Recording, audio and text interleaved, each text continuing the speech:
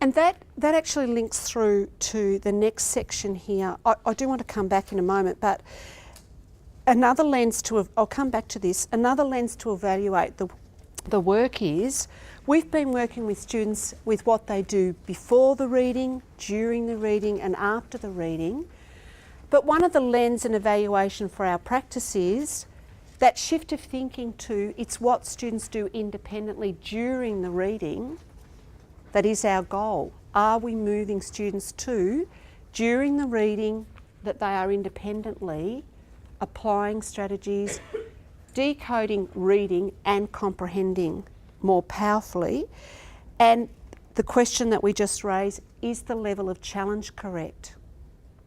There was a child there we thought perhaps this was too easy. There was a student there that we thought, is this too hard for him? Would he really have come away with some learning from that day? And that also the other lens and challenge for us is, are our students moving from a scaffolded situation in the zone of proximal development through into these things become embedded, understood, articulated practice and become into the student's zone of actual development. They know them, they apply them. And that again relates to the learning theory that we've been working around. It's about transforming student attitudes, abilities and outcomes. It's not about transmitting facts to be regurgitated later. And that our approach as teachers is a transformation and participation of the understanding that carries the student into the next learning opportunity. Is what we're doing today building continuous development for that student to take to the next learning? And then also the challenge for us around scaffolding our learning for our students, but then removing that scaffolding and ensuring that the responsibility of strategy use becomes the students, that they are learning and applying that learning. To go back, oh, here's my challenge again. To go back here, another lens to evaluate our work could be around research. And we did evaluate reciprocal teaching against the high reliability strategies and some of the key comprehension strategies. That's on the front page. Did anyone discuss or draw out any conclusions from that? I think, can I put you on the spot, Leanne? Leanne shared something about the review stage that I thought was important. Yeah. I was just saying that part of that review, while we've said here on this grid that we're talking about what they learnt from the text, we're actually trying to also get them to be able to articulate about the strategies they've learnt and they've used in their application, so they can actually talk about hopefully how well they've, or add some insights into perhaps clarification or prediction or whatever, so that they're actually reflecting on their own ability to perform in those aspects of the process as well. And that's a good point, because I think that's something we missed and that we should have had listed down here, that the students are aware of, oh, I can monitor my reading as I go. I'm checking, do I understand what I'm reading, and I'm generating a question. I'm asking a question of myself or the text, and if I can't answer it, I'll bring it to the group. Am I summarising as I go? Is that a correct paraphrase of what the point you were getting to, Leanne? Or even at the end, when they reflect on the whole, if there's time to reflect on the whole piece and how we went type of thing, or what I contributed and what that was like. Yeah. A bit of both. Yeah. In a way they're doing it because what students can do, they're asking for clarification throughout as well. Yeah. Yes, you're actually putting it into practice, But them actually realising and what they're doing. the cognition. Yeah. That ties what I've done Munro, the last session we had with John Munro. We were looking at how do we actually assess that their reading actions, how are we going to assess it, in what form, and so that all ties in. It's like for me too with Sue Gunningham, with, at the end of the session, what was the mathematics I learnt today? So it's like, what was the actual when I reading strategy or whatever? When I had to clarify it and I said this, so making that. I actually did get the answer I needed. And that's where we talked about, where could you take what would you get the students to do after this session? And we talked about the importance of them rereading. We talked about the importance of them using the strategies to read another text or read on in that same text. But also what we follow up with can be the point that Leanne's making, reflection and metacognition around what I actually did and what I know about myself as a learner.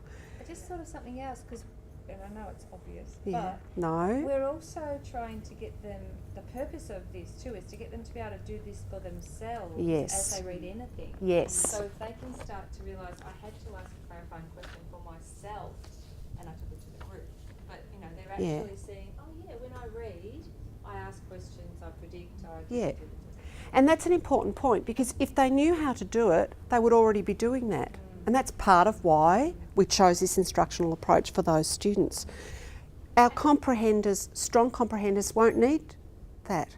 I know we had a talk about this, Paul and Sally, saying that really they have many students who they would not choose this instructional practice for because it's not appropriate and the students don't need that. They need something more like literature circles where there's a high level of discussion. Yeah.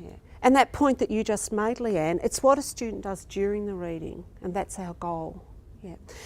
The other point though, and it links to what Bo was saying, although she left the room, she was asking earlier, well, what about vocab? And we had a discussion around integrating, not seeing it as a separate thing, but integrating across all our learning. And that was one of the ideas of doing, I'll call it an audit, for want of a better word, auditing this instructional approach matched to student learning need based on the evidence against good practice. And we looked at how if you were using this instructional approach, you're actually working across a range of high reliability strategies and a range of research-based comprehension strategies that we know are effective. So you're actually doing it in an integrated way. You're teaching and providing opportunity for practice at the same time. Does that make sense? Okay, we'll jump through because we've talked about these. And really what I'm trying to say is that that idea of collaboration and challenge, if you're working in evidence-based monitoring, those three key areas, the evidence-based monitoring, the teaching practice and the PLTs, I chose the Venn diagram to show that they overlap because they are connected. They're a coherent strategy that work together. And when you look at them and work through them in a coherent way is where we will get student and teacher learning moving along. And the question of, these questions of what is the teacher doing, what is the student doing, and what is our instructional practice, and how we use it for differentiation, these three actually can be overlaid with these three. And the links there are very direct. And that takes us through, I wanted to, as I said earlier, wanted to discuss a little further today, differentiating. And I know in your discussion about reciprocal then, what you were actually talking about was ways in which it can be differentiated at different stages for different students within the same room, depending on what your teaching focus is, depending on the group, how long that they've been using this strategy, etc. E5 talks about a differentiated classroom and that it's a proactive approach on teachers' part to vary their approach to content, process and product. And that is because we need to respond to student differences in readiness, in interest and learning need. And Patrick Griffin has used that term readiness with us. Our evidence shows us exactly where a student is at and we know what they're ready to learn and move to next, so that the link is very tight between the data, the moving the student and the practice.